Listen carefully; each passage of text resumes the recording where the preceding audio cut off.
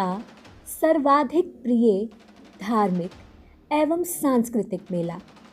हिंदू पंचांग के अनुसार यह मेला प्रत्येक वर्ष 14 या 15 जनवरी को मकर संक्रांति के पर्व से आरंभ होता है और महाशिवरात्रि तक चलता है।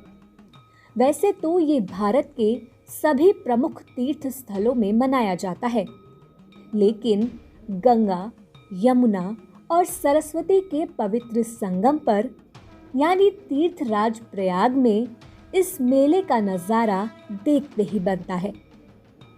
कड़कड़ाती ठंड के बीच इस मेले में कल्पवास करने का विशेष महत्व है। पौराणिक मान्यता है कि एक कल्प कलयुग, सतयुग, द्वापर और त्रेता चारों युगों की अवधि होती है। इस समय दान, ध्यान और स्नान का विशेष महत्व होता है। महाभारत के अनुसार 100 साल तक बिना अन्न ग्रहण किए तपस्या करने का जो फल है, माघ मास में कल्पवास करने से प्राप्त हो जाता है। यही कारण है कि श्रद्धालुओं के साथ देश के कोने कोने से शैव वैष्णव समेत सभी परंपराओं के संत भी इस धार्मिक मेले में पहुंचते हैं।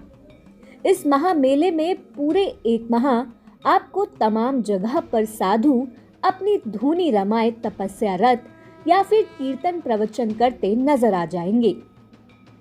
घोर शीत के बीच माघ मेले में कल्पवास करना किसी तपस्या से कम नहीं होता है। संगम की रेती पर जप तप, स्नान दान, कीर्तन प्रवचन आदि के लिए तंबू की एक बड़ी धार्मिक नगरी तैयार होती है। कल्पवासी रेत पर बने टेंट में ही खाते पीते और जमीन पर सोते हैं। एक कल्पवासी को पूरे 1 महीने तक प्रतिदिन सुबह और शाम गंगा स्नान दान और स्वयं से भोजन बनाकर खाना पीना होता है। इस दौरान श्रद्धालु फलाहार, एक समय का आहार या निराहार रहते हैं। कल्पवास के लिए साफ सुथरे पीले एवं सफेद रंग के वस्त्र श्रेष्ठकर होते हैं। आस्था के इस कठिन नियम के बावजूद दूर दूर से नंगे पांव, सिर पर गठरी मुठरी रखकर श्रद्धालु यहाँ पर पुण्य प्राप्ति की चाह में खींचे चले आते हैं। मान्यता है कि माघ मास के दौरान पवित्र नदी में स्नान करने से शरीर में सकारात्मक ऊर्जा का संचार भी होता है। माघ मास को लेकर एक पौराणिक कथा भी जुड़ी है। कथा अनुसार माघ मास में गौतम ऋषि ने इंद्रदेव को श्राप दिया था। जब देवराज इंद्र ने गौतम ऋषि से क्षमा याचना मांगी तो उन्होंने इंद्रदेव को माघ मास में गंगा स्नान कर प्रायश्चित करने को कहा। तब इंद्रदेव ने माघ मास में गंगा स्नान किया था, जिसके फलस्वरूप इंद्रदेव को श्राप से मुक्ति मिली थी।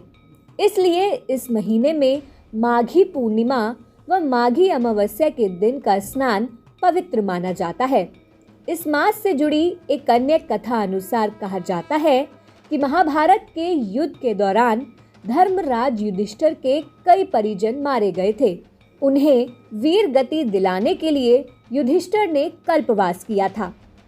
प्रयागराज में लगने वाले इस धार्मिक मेले में स्नान करने के कुछ विशेष दिन भी होते हैं, जिस पर संगम में न सिर्फ कल्पवासी बल्कि दूर दूर से लोग आस्था की डुबकी लगाने के लिए यहाँ आते हैं।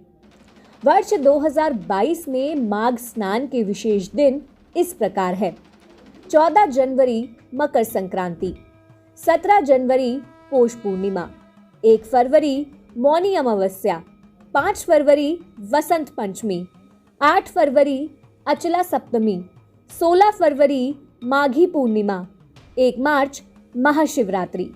इन स्नानों में मकर संक्रांति और मौनी अमावस्या का विशेष महत्व है। माघ मास की अमावस्या तिथि को ही मौनी अमावस्या कहा जाता है। मान्यता है कि इस दिन देवता धरती पर रूप बदल कर आते हैं और संगम में स्नान करते हैं। माघ मास को कार्तिक माह की ही तरह पुण्य मास कहा गया है। मौनी अमावस्या को दर्श अमावस्या भी कहा जाता है। इस तिथि को मौनी अमावस्या इसलिए भी कहा गया है क्योंकि इस व्रत को करने वाले को पूरे दिन मौन व्रत का पालन करना होता है। कहते हैं कि कल्पवास की शुरुआत करने के बाद इसे 12 वर्षों तक जारी रखने की परंपरा रही है। हालांकि इसे अधिक समय तक भी जारी रखा जा सकता है। कल्पवास की शुरुआत के पहले दिन तुलसी और शालिग्राम की स्थापना और पूजन होता है। कल्पवासी अपने टेंट के बाहर जौ का बीज रोपित करते हैं। कल्पवास की समाप्ति पर इस पौधे को कल्पवासी अपने साथ ले जाता है, जबकि तुलसी को गंगा में प्रवाहित कर दिया जाता है।